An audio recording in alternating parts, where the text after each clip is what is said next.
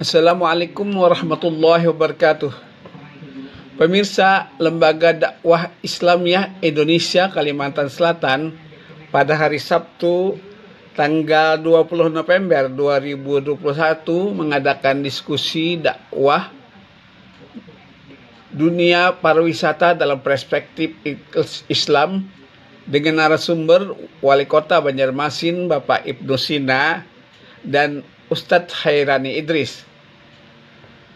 Dalam paparannya, Wali Kota Banjarmasin Bapak Ibnu Sina mengatakan pariwisata tidak jauh dari Islam, malah perintah Allah Subhanahu wa Ta'ala. Seperti dalam surah Al-Ankabut ayat 20. Juga dijelaskan kontribusi ekonomi dari sektor pariwisata yang sangat besar.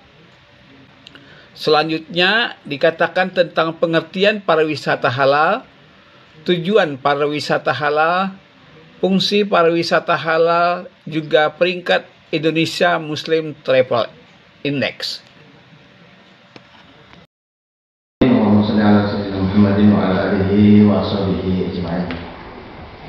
Selamat pagi Bapak Ibu. Salam sehat berkah. Bismillahirrahmanirrahim. Yang ulun hormati para narasumber kita, ini Ustadz Hairani Idris, kemudian Pak Moderator, kemudian yang ulun hormati juga ini orang-orang hebat semua di depan, Dr. Abdul Khair, kemudian Pak Fauzi, Pak Hesli, ini pengalaman luar biasa. Ya. Semua kepala dinas pernah rasanya sini, jadi lengkap komplit. Pak Fendi sering kami mintai jadi narasumber, kemudian tim saya, Pemko, itu kira-kira sing, kemudian dari Akpar hadir, kemudian hadir juga bersama kita ini Pak Esan, Pak detailnya nanti terkait dengan pariwisata Banjarmasin beliau bisa bantu nanti dijelaskan.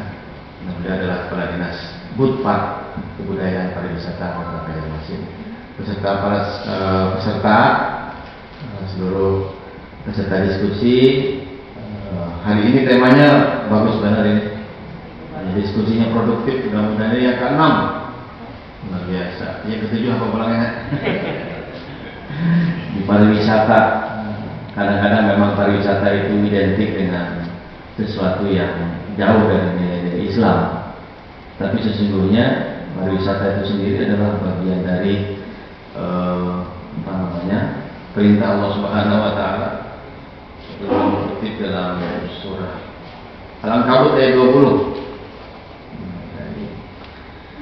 Berjalanlah di muka bumi, perhatikanlah bagaimana Allah memulai penciptaan makhluk. Suruh berjalan gitu di muka bumi. Kemudian Allah menjadikan kejadian yang akhir. Sungguh Allah Maha Kuasa atas segala sesuatu. Bismillahirrahmanirrahim. Qul siru fil ardi fanzuru kaifa bada khalqa tsumma yunsi al-akhirah innallaha ala kulli syai'in qadir. Jadi itu dasarnya lah. Dalam makalah belum sebutkan ada banyak ayat sebetulnya terkait dengan fantasiru fil ardi wa btaghu min fadlillah. Setelah kita salat Jumat, ya kan?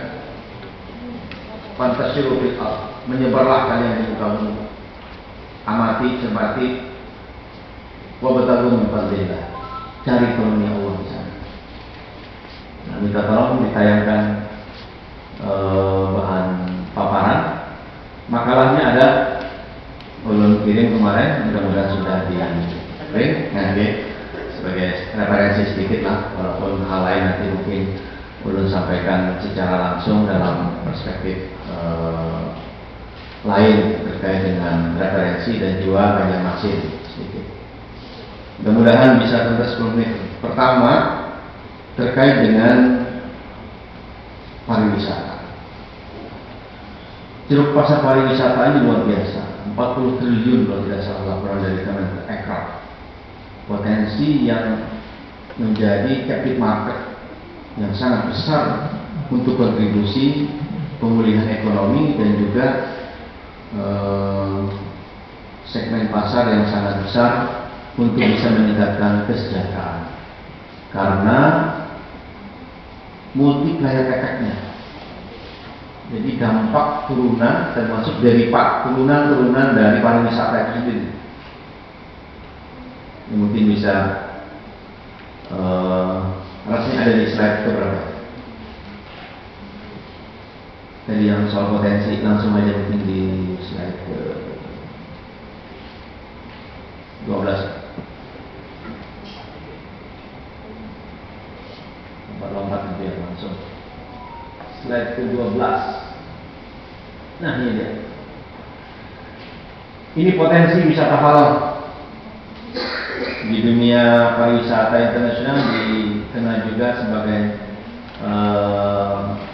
tourism yang Muslim friendly, yang ramah terhadap wisatawan Muslim, atau halal tourism, pariwisata halal. Potensinya ada 230 juta manusia, itu pasar sangat besar sekali. Kemudian kalau bisa kita mensegmentasi di 18-25% saja dari targetnya, itu luar biasa untuk bisa meningkatkan ekonomi Indonesia. Nah kemudian balik lagi ke halaman 2. Nah ini beberapa hal yang ingin disampaikan terkait dengan 3 aspek sebetulnya. Pendahuluan, kemudian ada terkait pembahasan, dan juga dari sisi penutup dan rekomendasi strategis. Selanjutnya di slide berikut itu ada beberapa definisi. Ya, apa sih pariwisata halal? Banjarmasin sudah punya Perda nomor 2 tahun 2021. Ya. Ini baru disahkan oleh DPRD terkait dengan pariwisata halal. Nah, beberapa definisi ada di dalamnya. Seperti apa itu pariwisata halal menurut peraturan daerah kita. Referensinya juga undang-undang. Perjalanan wisata yang dilakukan secara berkali-kali berkeliling, baik secara terencana maupun tidak terencana, yang dapat menghasilkan pengalaman bagi pelaku dengan tidak melanggar syariat Islam. Ini ada beberapa terminologi ya: pariwisata halal, pariwisata syariah, pariwisata yang ramah terhadap wisatawan Muslim. Secara internasional sebetulnya yang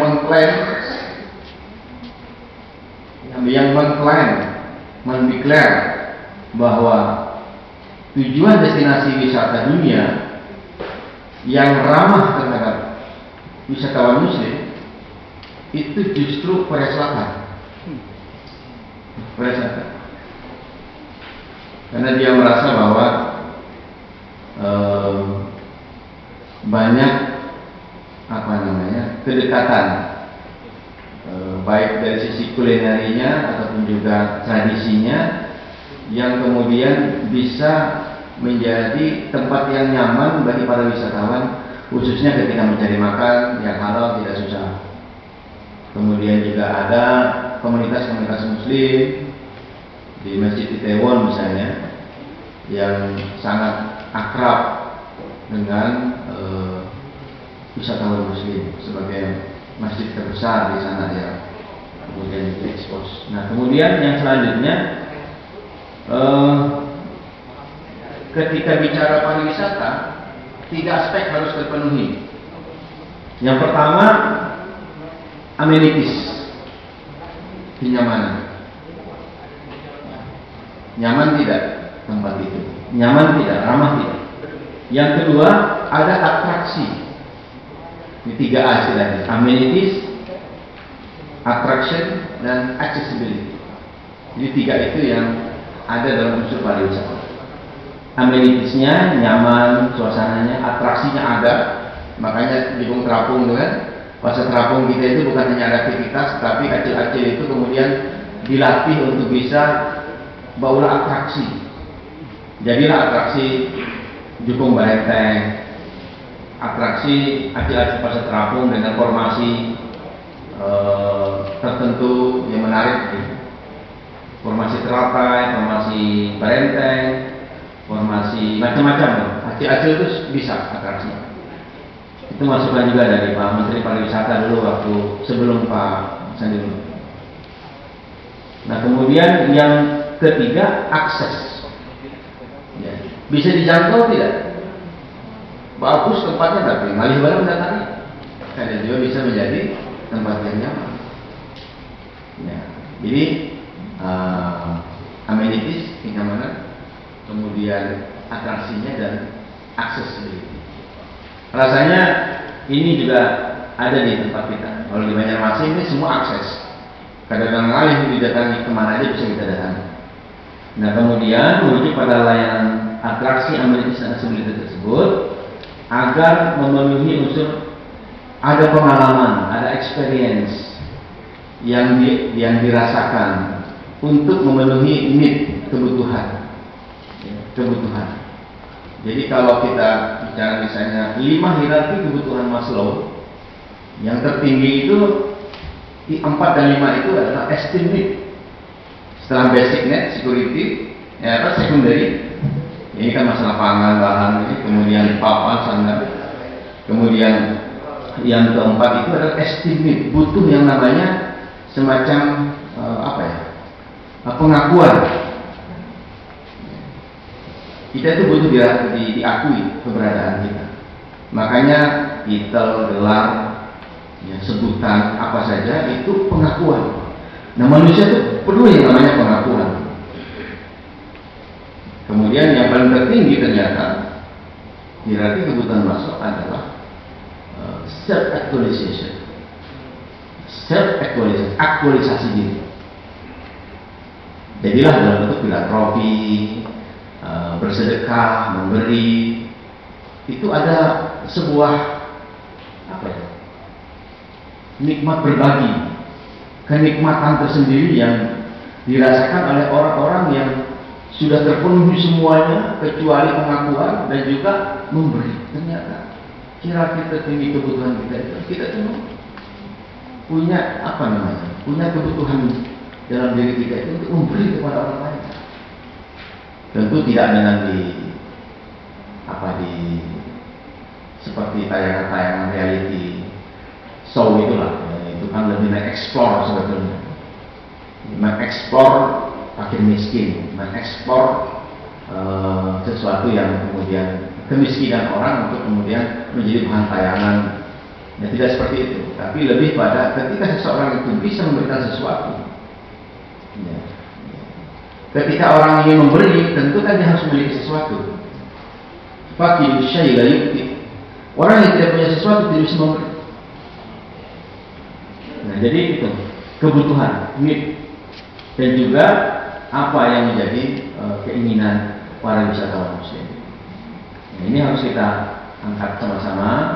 Dan tema yang Bapak Ibu jamaah, jamaah jangan kembali kan yang kelompok. Ya, kita nama besar Bali, tapi untuk secara pribadi sesungguhnya itu lebih nyaman ke kelompok. Iya kan? Nah, karena kita merasa ada ada amenities di situ, ada kenyamanan, ada ketenangan di situ. Ya, bahwa kemanapun kita mau makan, insya Allah halalan. Tapi kalau kita di Bali, terus terang, rasa apa gitu kan? Nah, itu berarti kan tidak amenities bagi traveler, bagi turis, terutama yang Muslim turis. Minta maaf, ini karena kajian kita nih di Dewan Dakwah ini yang sampai di salah persepsikan. Jadi ini secara pribadi, karena kajiannya adalah ketika kita ini wisata syariat atau wisata halal. Apa yang ada di Bali juga ada di Lombok, keindahan alamnya. Bahkan terus terang, ya secara pribadi lebih bersih. Orang Bali itu sudah terlalu padat, ya, terlalu padat. Ya, kemudian juga pantai-pantainya juga lebih bagus dari di Lombok. Semua gili ada di situ. Kute pun ada di Lombok. Ini jadi promosi Lombok. Karena banyak Kalimantan Selatan nanti akan melaunching, belum dapat undangan, launching agenda event Kalimantan Selatan tanggal 24 sampai tanggal 27 November di Lombok. Ini kena vibrasi dari Mandalika sebetulnya. Karena ini apa? Formula F1 ya loh. Apa? Superbike. Nah, Superbike.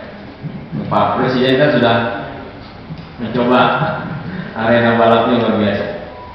Belum pernah ke Mandalika tapi sebelum dibuka. Bagus, tapi sirkuitnya belum jadi. Tapi alam itu bagus. Bagus. Kayak Teluk.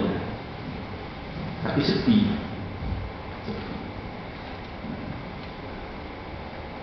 Nah kemudian keunggulan Banjarmasin sebetulnya kita nggak ada misi gunung, kita nggak ada misi pantai, kita bisa sungai. Nah justru river city inilah yang kemudian kita angkat.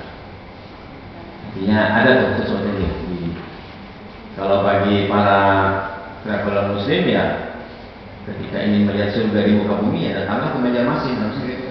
Ketika kita ingin menjelaskan tentang jannatin tajri min tahtiha al-anhar, surga yang di bawahnya mengalir sungai-sungai, di mana itu adanya?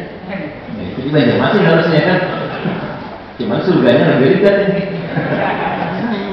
Harus dibaiki lah, dibersihin. Mungkin ada spot sungai yang bisa diangkat. Ulun suka masuk ke Sungai Andai, masuk ke dalam. Dia kalau masuk ke dalam itu bagus ya. Biuku itu masuk ke arah ke Kerantang bagus banget.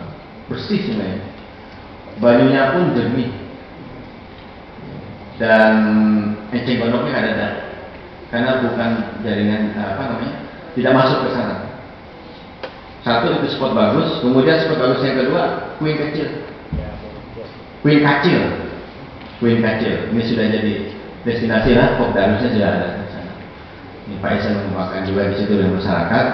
Kita sudah punya ada 20 Kopdarus, ada 20 bahkan 20 kelompok sadar wisata. 10 destinasi baru sudah kita buat.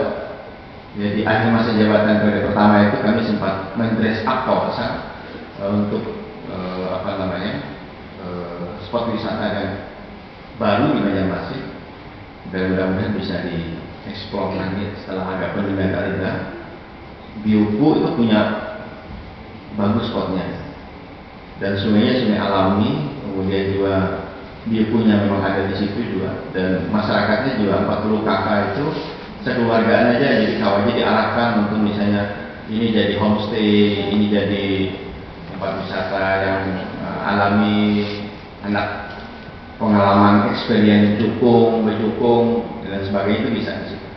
Selanjutnya ini bicara teori begini, menarik wisatawan ke daerah kita, kemudian memberikan keamanan kepada para wisatawan, kemudian fasilitas bagi para wisatawan yang halal tentunya, kemudian bagi para pengusaha juga, dan termasuk pengelola pariwisata halal.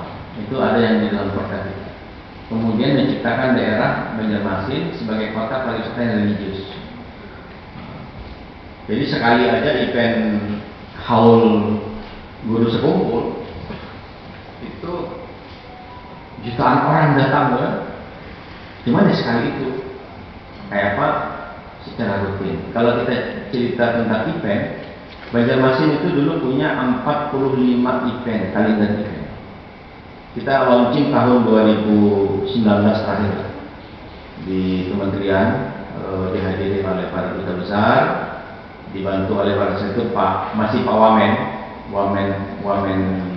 luar negeri yang orang Banjar, membantu kita banyak, Pak Fahir, untuk mengkondisikan para dubes itu untuk hadir, termasuk ke Festival Banjar di Jakarta bersama-sama dengan Pak Gubernur. Itu banyak dikondisikan. Kalau tidak salah hampir 40 duta besar yang hadir dari beberapa negara yang bisa kita ekspos terkait dengan potensi Kalimantan Selatan. Selanjutnya, nah ini menurut Undang-Undang Pariwisataan Nomor 10 Tahun 2009, kepariwisataan berfungsi untuk memenuhi kebutuhan jasmani, rohani, dan intelektual serta filsafat. Nah, jadi makanya yang perlu dibenahi itu adalah soal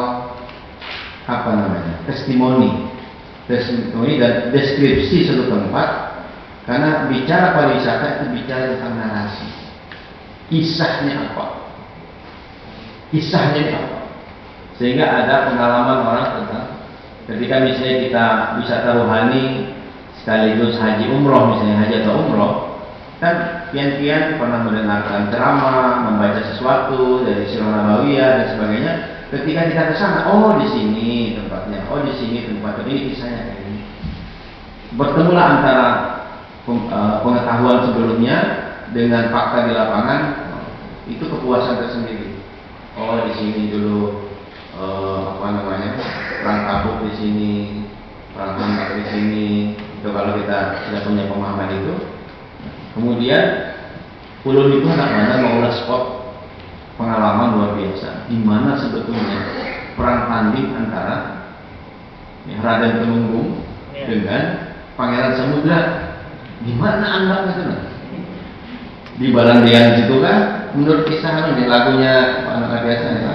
Atau apa di tengah Sungai Mata Bola di sini? Kalau misalnya ulah di situ para pasar lama misalnya kejadiannya itu pertela kan? Bisa juga. Itu soal narasi. Walaupun tidak boleh apa, bisa di-create. Kayak apa bisa pariwisata Belitung itu menjadi maju ketika Laskar Pelangi 5 jilid ya, terkait Laskar Pelangi itu betul-betul bercerita tentang, dan setelah itulah kemudian Bangka Belitung dikenal sebagai tempat pariwisata negeri Laskar Pelangi. Itu di-create tempat syuting SD Muhammadiyah ya, yang reot itu di Pulau Belitung itu tetap dipertahankan, itu jadi destinasi. Kemudian ketika Ara itu, saya ingat ceritanya, Ara itu kemudian turun di ketika dia ingin melaut, diceritakan di pelabuhan itu seperti ini, seperti spot itu menjadi tempat wisata luar biasa. Itu di-create. Nah, jadi kebutuhan jasmani, rohani, dan intelektual seperti itu, menjunjung tinggi norma-norma agama dan nilai budaya dalam keseimbangan hubungan manusia dan Tuhan yang Maha Esa. Selanjutnya, nah ini dia. Di mana kita sekarang? Where we are now. Indonesia 5 top destinasi wisata halal menurut indeks Indonesia Muslim Travel Index. Ternyata nomor 1 Lombok, 2 Aceh, 3 Riau dan Kepulauan Riau, 4 DKI Jakarta, 5 Sumatera Barat. Asalnya di mana? Di destinasi unggulan pun kita tidak masuk nih. Itu ada Jawa Barat, Jogja, Jawa Tengah, Malang Raya, Sulawesi Selatan. Oh, nomor 11 Kalimantan Selatan. Sudah masuk, sudah nomor 11. Nomor 11 Sulawesi Selatan. Harusnya nomor 11 Kalimantan Selatan. Ulang ini untuk memicu. Karena apa? Memang potensinya. Setiap tahun misalnya Haul Basiri itu didatangi tidak kurang sekitar 50 sampai 60 ribu orang yang datang dari berbagai tempat, ya, dari Pulau Jawa, dari Kalimantan, termasuk juga yang rutin biasa datang itu dari negeri jiran, Singapura, Malaysia, Brunei itu bisa datang. Sebagian tahun berapa itu ada dari Filipina datang ke sana, terutama Juliet. Nah, karena ini kan berkeluarga ya. Nah, sebetulnya waktu kunjungan kami ke Penang dulu itu sempat dengan KBB, Kerukunan Bubuhan Banjar, itu harusnya Ceruk Pasar 4 juta kalau tidak salah orang Banjar di Malaysia itu. Mungkin Pak Ustadz Hera ini masih ingat ya, dengan kawan-kawan kita lah, Jamaludin, ketua termasuk Presiden Pertumbuhan Banjar Malaysia, Ustadz Burhan Kasim, itu siap Waktu itu ulun sudah promosikan luar biasa sebetulnya. Ini ada direct flight antara Banjarmasin ke Lumpur, Bandara Anyar juga. Banyak yang terdaftar sudah. Saat itu terdaftar langsung hari itu tuh terdaftar sekitar 40-50 orang. Tapi hadang-hadang lah, kada ada direct flightnya. Penerbangan langsungnya, Pak kami Tuhan sudah. Kalau misalnya kami boleh ke Banjar ini, misalnya kami dari Penang ke Kuala Lumpur dulu, Kuala Lumpur ke Jakarta, pindah pulang terminal dari Jakarta Banjarmasin 4 kali terbang. Ada karena langsung ya. Sebetulnya belum ada. Dulu kan ada 2. Yang pertama dulu kan Air Asia, anak terbang langsung Banjarmasin, Kuala Lumpur. Kemudian Tiger Airline itu sempat juga ini.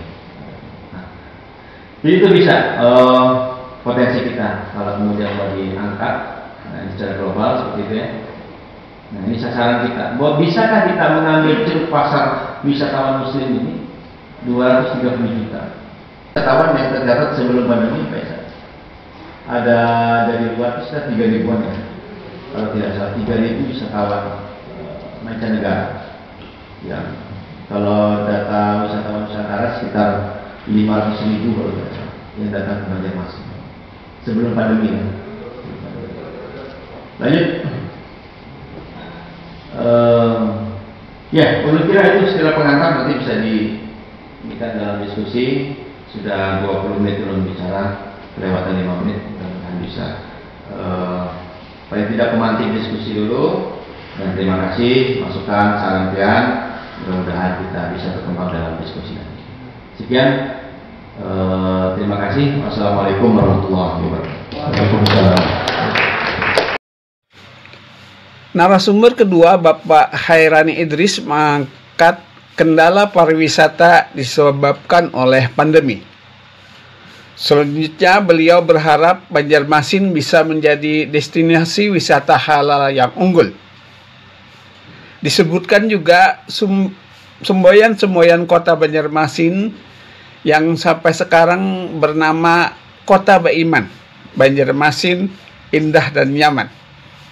Diiringi dengan doa semoga orang Banjarmasin beriman semuanya.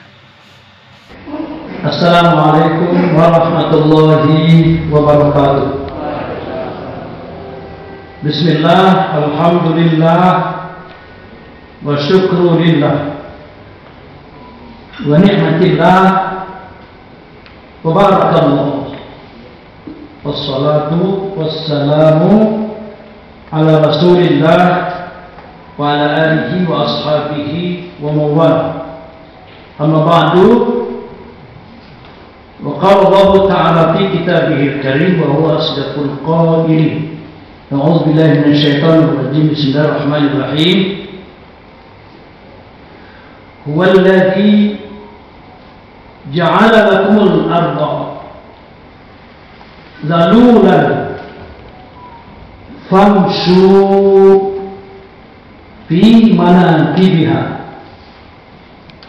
wa kulu min rizqihi wa ilaihi nusyur. Qala Rasulullah sallallahu alaihi wasallam, la tushaddu rihal illa ila salasati masajid, masjidi hadza wa masjidil haram wa masjidil aqsa. Sadaqallahul azim wa sadaqa rasuluhul karim wa nahnu ala dzalika minasyahidin wasyakirin. Majelis yang dirahmati Allah, wabil khusus Pak Wali Kota, luar biasa hari ini kebijakan beliau lah yang menjadikan kita ada di forum ini. Dan sudah kami bicarakan 2 bulan sebelumnya. Alhamdulillah hari ini menjadi kenyataan. Ya, luar biasa Pak Wali yang satu ini, Wali Kota yang ke-19, 2 periode. Ya, kalau dilihat paper yang beliau sampaikan, saya baca itu 9 halaman, tapi 2 di belakang adalah referensi. Jadi 7 halaman. Ya, mohon maaf hadirin, saya tidak menggunakan karena tidak bisa dikonek, tapi ada semua di tangan kita ya. Paper kami 7 halaman, kebujuran sama 7 halamannya. Kebujuran 7 halaman itu sama, padahal sudah dijanji mulanya. Itulah kalau Allah mempertemukan kan adanya.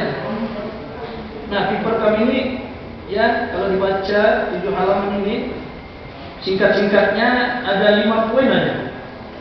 Ada pendahuluan, itu sudah normatif ya. Ada pendahuluan. Pendahuluan ini berkisar kita merasakan bahwa 2 tahun ini sudah gara-gara si corona ini, gara-gara si covid ini, haji pun gak ada 2 tahun sudah. Umrah sama saya kengkung gak ada kawat tulaknya. Nah, sapanggal aja ada. Jadi kami praktis ya sebagai pimpinan rumah dan wisata 2 tahun ini jadi pengacara. Pengangguran tapi banyak acara. Jadi bagaimanapun dampak COVID ini luar biasa ya. Berapa juta orang meninggal dunia, belum lagi perekonomian kita anjlok. Ya, usaha-usaha bisnis besar maupun yang kecil-kecil UMKM itu pada ambruk ya. Nah, yang paling terpukul mungkin ya pariwisata. Hotel ditutup, apa-apa ditutup, karyawannya dirumahkan, ya kan? Nah, maka Doa punya prakarsa hari ini, karena juga COVID ini kayaknya mudah-mudahan para saudara ampihannya. Nah, kalau Ustaz jadi presiden, umumkan sudah ampihan loh. Tapi kalau presiden jualnya wali kota ada wali sih kan? Ini ditagurnya gubernur pulang, ya Allah. Nah jadi ini pendahuluan bahwa kita memang gara-gara si COVID ini, tapi kita berharap mudah-mudahan COVID ini segera berakhir dan pariwisata kita tumbuh berkembang lagi. Nah poin kedua, kita mengangkat kebanggaan kita Banjarmasin sebagai percontohan kalau bisa kayak gitu bahasanya. Kada boleh kita minder, kita harus kuatkan tekad kita bahwa Banjarmasin ini dalam sisi wisata kita unggul. Tadi Pak Wali sudah menyampaikan mayoritas adalah tentang wisata halal diiringi dengan ya aturan-aturan permainannya, perundang-undangannya segala macam. Nah, luar biasa ya. Dulu kota kita ini kan sama dengan kota-kota lainnya juga di Kalimantan Selatan ini. Saya ingat masih di zaman Wali Kota Paripurna itu dulu semboyan kita berintegrasi. Mana kepala dinas pariwisata? Dulu berintegrasi ya. Nah itu kan bahasanya bagus tapi kada bahasa Banjar. Kada salah ada betul ya. Lalu turun di zaman wali kota siapa itu? Banjarmasin Dinas. Ya. Nah sekarang berganti Banjarmasin Batiman. Tepuk tangan dong untuk wali kota dah. Ya. Nah kalau kami ini orang Tanjung itu kota bersinar, bersih, sehat, indah, aman dan ramah. Ada lagi Banjarbaru, kota idaman, ya, indah,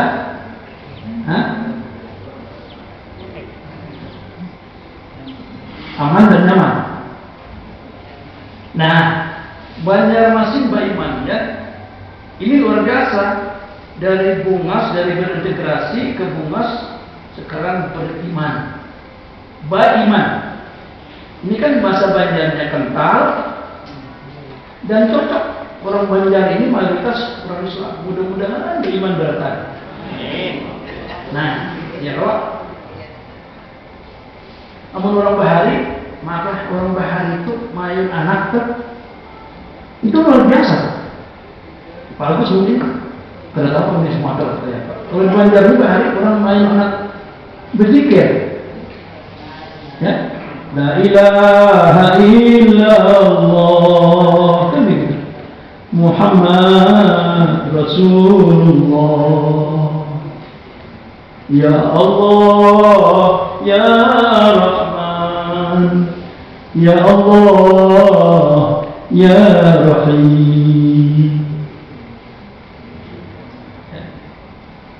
Ya Umar, ya Utsman, sahabat Nabi di akhir zaman, masuk surga orang beriman. Ya. Hadiah Allah Malikur Rahman. Nah, itu orang beriman. Jadi beriman ini memang beriman. Ya, kami kada sebut pandai, mungkin kada tahu sampai ini. Inspirasinya itu apakah ibadah tahajud? Itu ada tersendiri, itu pasti, sudah pasti.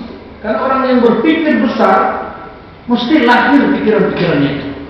Ini pikiran cerdas, mengembalikan bahwa Banjarmasin ini luar biasa, orang beriman.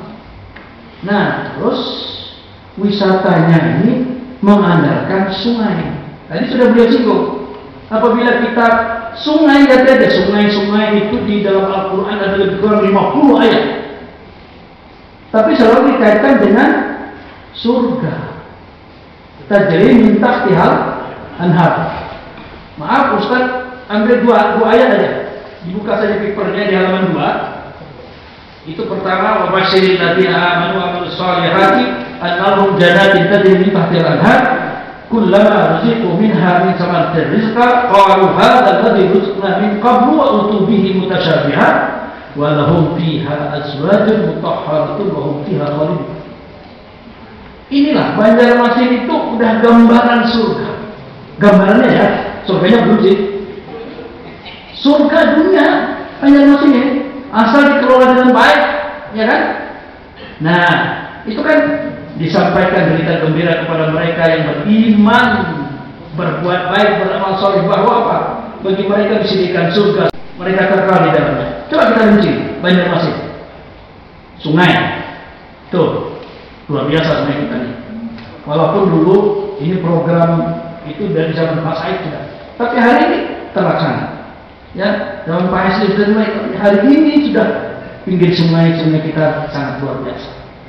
Jadi ini surga, di bawahnya sungai, ya kan? Buah-buahan jangan biasa lagi banyak. Buah ini sangat berakbrak, mulai pisang, nyerok, kestela, macam-macam lah. Rambutan aja ya. Dulu pernah ada, ingat kan? Pernah ada kontes rambutan. Pak Wali kan? Kalau kita adakan lagi sekali ini kontes rambutan di halamannya ini, kumpul yang tukang jual rambutan itu. Rambutan waktu itu ada 35 jenis. Ya, karena saya kita komentar yang mulai Garuda, Danau, segala macam itu. Ada si batok, ada antalagi, itu 35 macam dulu pernah dikonteskan. Nah, kalau misalnya nih musim rambutan itu kan luar biasa. Ya. Satu orang penjual rambutan kita suruh datang ke sini bawa 100 ikat. 30 orang 3.000 ikat kan? Undang masyarakat yang makan 3.000 nih. Seikung seikat. Berapa ada harganya? Paling 5.000 seikat. Ini kepala dinas pariwisata ini kalau diadakan itu luar biasa Pak. Itu modalnya berapa ada? Sedikit banget. Oh, tapi orang kumpul di sini. Rambutan saja luar biasa. Nah, jadi gambarannya sungai-sungai, buah-buahan luar biasa. Ayat yang kedua kami harus bacakan waktu kita singkat, sama isinya, bahwa mengalir sungai-sungai itu gambaran surga. Jadi Banjarmasin ini kita tampilkan sebagai kota surga di dunia. Setuju nggak kira-kira? Apa terlalu tinggi? Karena orangnya orang beriman, calon masuk surga. Kenapa kita tidak yakin? Lah, yakin nggak kita?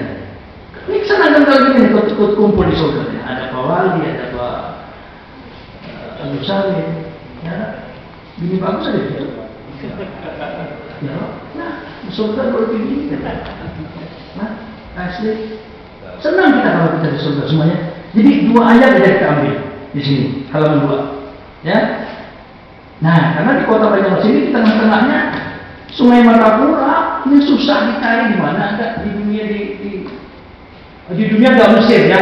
Maka dulu pernah ada Dewan Masjid ingin mengatakan bahwa Banjarmasin adalah duplikat Kairo karena di tengah-tengahnya ada Sungai Nil. Nah, Banjarmasin di tengah-tengahnya ada Sungai Martapura. Kemudian 1000 menara, sama di sini juga 1000 menara. Jadi ini adiknya Kairo, Banjarmasin adiknya Kairo. Dijual itu ke seluruh dunia, ya. Nah, jadi bisa ke sungainya sangat mendukung, buah-buahnya luar biasa. Poin 3, ternyata pariwisata ini luar biasa.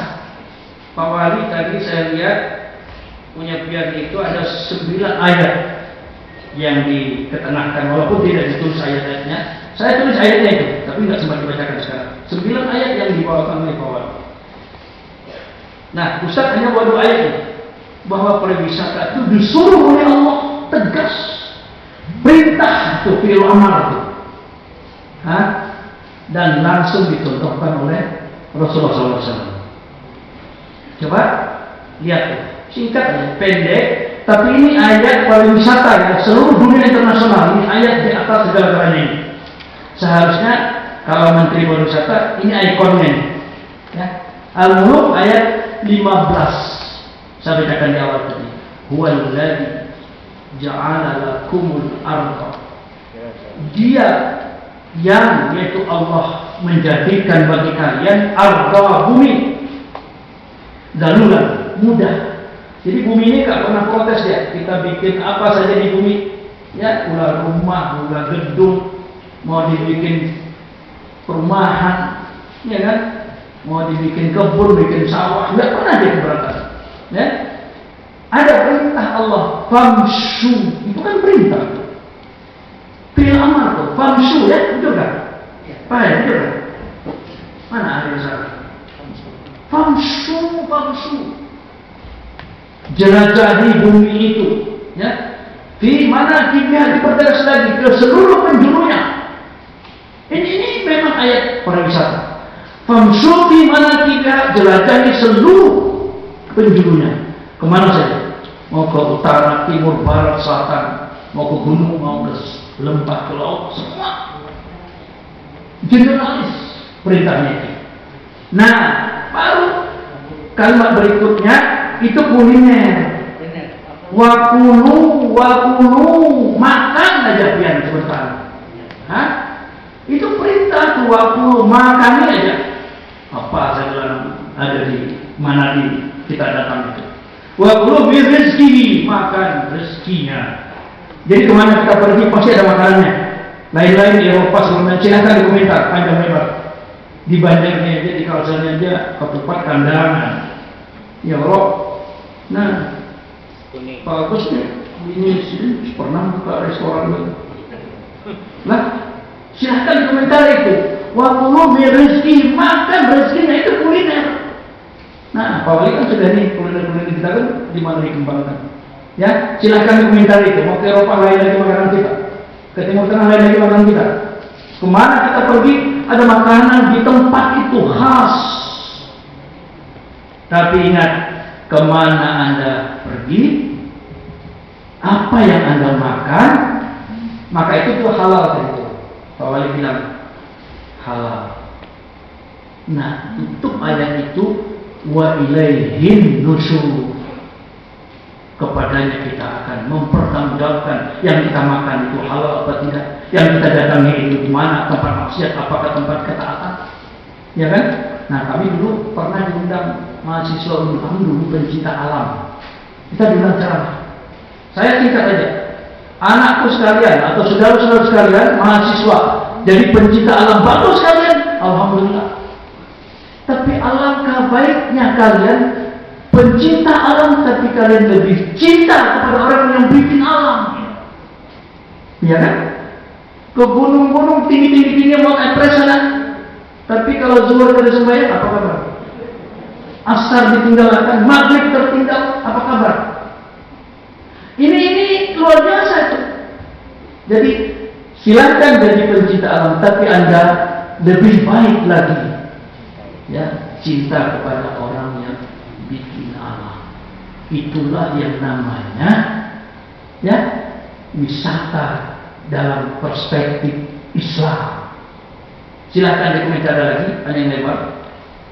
Nah, itu di bumi ya.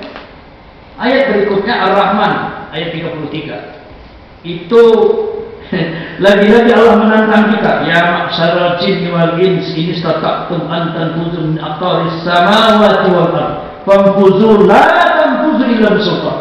Ini kan wisata ruang angkasa.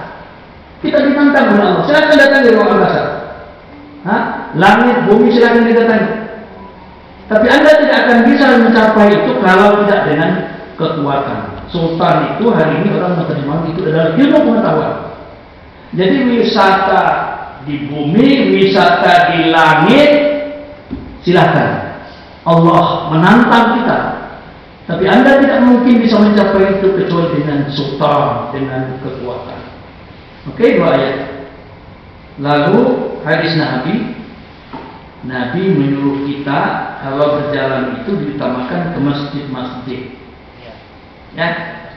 Nabi sallallahu alaihi wasallam qala la tusaddu rihal illa ila salasati masajid, Masjidil Haram wa Masjid Rasulullah sallallahu alaihi wasallam wa Masjidil Aqsa. Itu 2 kita ambil hadisnya, yang satunya sama tapi tidak ada kalimat Rasulullahnya. Kata Nabi wa Masjidil Hadza. Tidaklah, kata Nabi, berpayah-payah untuk bepergian di dunia ini kecuali ke 3 tempat yang diutamakan. Masjidku ini, Masjid Nabawi, Masjidil Haram, dan Masjidil Aqsa. Jadi ini mengingatkan kalau kita pergi kemana aja, jangan lupa sembahyang, makanannya halal dan sebagainya. Ini kan sangat komprehensif, ya. Dan 3 tempat ini luar biasa. Itu ada salah ketik sedikit. Namanya Madinah Al-Munawwarah sekarang, ayo, apa yang kurang di situ? Makkah Al-Mukarramah, subhanallah. Adakah 2 tempat itu yang melebihi yang lain-lain? Orang datang berapa juta dalam setahun. Roma kah, mana kah, ada mungkin bisa menandingi 2 kota besar ini. Terus Masjid Aqsa, kami alhamdulillah sudah 4 kali ke sana. Di sampingnya ada tembok ratapan Yahudi. Itu Batatayan, itu satu komplek. Sangat luar biasa. Jadi Nabi menyebut 3 tempat ini, memang tempatnya hari ini sangat-sangat luar biasa. Nah, yang keempat, poin keempat, hampir terakhir, itu Muhammad SAW itu Nabi kita. Saya mengatakan bahwa Muhammad itu adalah wisatawan yang sejati, wisata yang spektakuler. Kenapa spektakuler? Tidak ada manusia di dunia ini kecuali Muhammad yang menjelajahi bumi dan sampai di langit, sampai di atas sana lagi, yang disebut dengan mustawa itu, Isra dan Mi'raj. Adakah? Tidak ada. Pasti tidak ada. Ada 4 dimensi alam di antara itu. Alam yang disebut dalam kitab-kitab klasik disebut alam mulki. Orang kita benar itu menulis alam mulki. Apa itu mulki? Itu alam nyata. Makkah, ya kan? Lompat kedua Burak itu Madinah. Lompat ketiga Burak itu dulu namanya Madian. Sekarang Madian itu Jordania. Pasti, kenapa? Di situ ada Nabi Shalih. Nah, Musa sempat di situ. Lompat yang ketiga Burak itu sekarang ini namanya Gurun Sinai. Dulu dalam kitab klasik itu Tur Sinai. Ya, Gurun Sinai. Kami sudah ke Gurun Sinai bersama senior kita, Prof. Kamran Yusri. 2016 kami 26 dari situ sampai ke Gurun Sinai sama sekali, di lembah Sinai itu, di mana Nabi Musa menerima wahyu. Dari Mesir kita jalan naik darat itu 9 jam ke Sinai. Nah, lompat berikutnya kan Baitul-Laham. Sudah juga kita ke Baitul-Laham, tempat lahirnya Nabi Isa. Kemudian terakhir Baitul Maqdis. 5 tempat ini otentik, tempatnya ada jelas, mau datang ke sana cukup dengan $3.000 sudah cukup. $3.000 itu cukup. Semua tuh dalam perjalanan kira-kira 15 hari atau 12 hari kalau tidak. Udah ya. Itu Nabi datang pada malam itu. Nah, setelah salat di Masjid Al-Aqsa kan, baru Nabi naik ke atas. Naik 1, ketemu Adam, naik ke 7 ketemu Ibrahim. Udah itu ke atas lagi, namanya Sidratul Muntaha. Nah, dulu kita umur 12 tahun bawa dagangan dengan paman. Itu kan wisata religi dan bawa dagangan. Buka surah Al-Quraisy. Jadi orang Quraisy itu paling enak berdagang. Rehlah itu jauh ke sana. Tapi mereka berwisata sambil berdagang. Asyita wasai. Nah, jadi luar biasa. Muhammad umur 12 tahun sudah eksportir importir berdagangnya antar negara. Ya, berwisata tapi bawa dagangan. Umur 25 tahun paling piawai berdagang, kawin dengan Khadijah dan seterusnya. Ya, mana waktunya bagus? Nah, oke ya. Jadi tidak ada manusia lain kecuali Muhammad. Wisatanya komprehensif. Di bumi, di langit, sampai di atas sana lagi, di atas lagi yang disebut mikrokosmos alam itu. Dalam ilmu pengetahuan disebut mikrokosmos. Ya. Nah, itulah Isra Mi'raj. Ayatnya jelas. Pertama surah Al-Isra ayat 1. Kita sudah hafal semua, subhanallah asra bi amrihi lailan ila akhir. Kemudian tentang Mi'raj itu surah An-Najmi. An-Najmi dari ayat 1 sampai ayat 18. Ditutup dengan laqad ra'a min ayatihil kubra. Nah, jadi komprehensif. Kesimpulan penutup. 3 aja kesimpulannya. Dari yang di atas sampailah kita pada kesimpulan. Pertama, berwisata disuruh atau dalam bahasa populer digalakkan oleh Allah dan Rasulnya. Jadi nggak tanggung-tanggung ini. Rugi kita tidak berjalan. Jalan aja bumi. Ya. 2. Muhammad SAW merupakan contoh seorang wisatawan sejati. Jadi kalau saya kemana-mana, contohnya udah ada. Terakhir, kota Banjarmasin Kalimantan Selatan patut menjadi percontohan bagi kota-kota lainnya yang menawarkan wisata sungai sebagai andalan. Tepuk tangan untuk Banjarmasin. Dan ini merupakan refleksi ayat yang kita tulis di atas tadi. Ya, surah nomor 2 Al-Baqarah ayat 25. Surah nomor 4 ya An-Nisa ayat 57. Terima kasih. Assalamualaikum warahmatullahi wabarakatuh.